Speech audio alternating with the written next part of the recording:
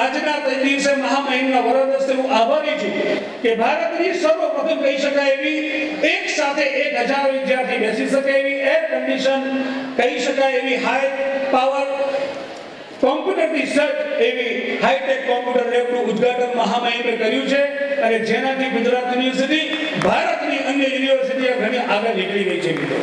FM radio જે આજકાલ ઓળખાણ બન્યું છે ઇન્ફોર્મેશન અને ટેકનોલોજીનું, કદાચ ગુજરાત યુનિવર્સિટીની ભારતની પ્રથમ અને દેશની ત્રીજી એવી યુનિવર્સિટી છે મિત્રો જે 90.8 FM થી તમારા રેડિયોમાં જો ના હોય તો એ તમારી ચેનલ સેટ કરજો.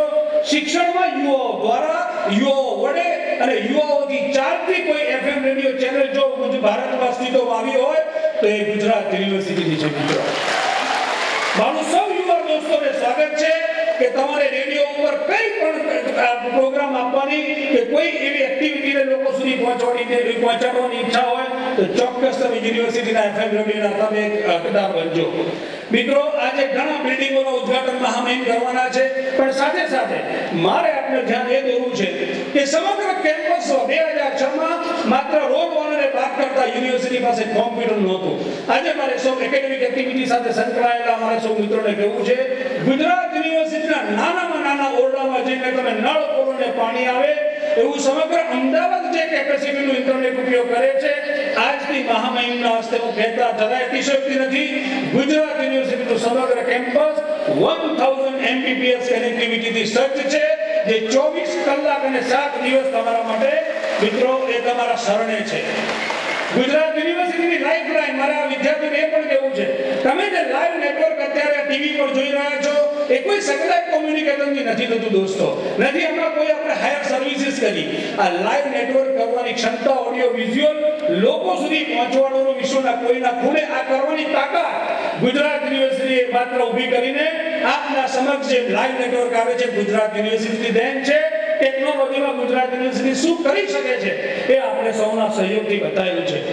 એફએમ રેડિયો હોય કે પછી લાઈવ ટેલિકાસ્ટ હોય, નેટવર્કિંગ હોય, હાઈટેક કોમ્પ્યુટર લેબ હોય, અહીંયા આજે બે પુસ્તકોનું વિમોચન થવાનું છે.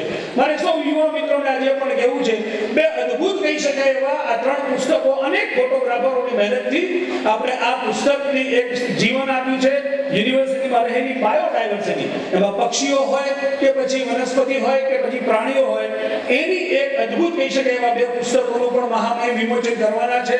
ગુજરાત યુનિવર્સિટીએ 60 વર્ષ પૂરા કર્યા છે અને મહાનુભાવોના આશીર્વાદથી શરૂ થયેલું એક સુવર્ણનું ઉદ્ઘાટન થવાનું છે. ત્યારે ટૂંકમાં એટલું જ કહીશ કે સર્વાંગી વિકાસનું ઉદાહરણ ગુજરાત યુનિવર્સિટીએ પૂરું પાડ્યું છે અને આ સ્થિતિમાં ટેકનોલોજી, ઇન્ફ્રાસ્ટ્રક્ચર, 150 થી વધારે નવા અભ્યાસક્રમ, પછી ફોરેન્સિક સાયન્સ હોય, હ્યુમન જીનેટિક્સ હોય, ક્લિનિકલ રિસર્ચ હોય, પોર્ટ મેનેજમેન્ટ હોય, કોસ્ટલ મેનેજમેન્ટ હોય, વેબ ટેકનોલોજીસ હોય કે મેનેજમેન્ટના કોર્સિસ હોય, આવી અનેક ક્ષિતિજો સર કરીને આજે ગુજરાત યુનિવર્સિટી નવી ક્ષિતિજ પાર કરવા જઈ રહી છે. ત્યારે હૃદયથી આપ સૌનું સ્વાગત કરીને ગુજરાત યુનિવર્સિટીના આધુનિક કહી શકાય એવા કન્વેન્શન હોલના આપ માલિક છો.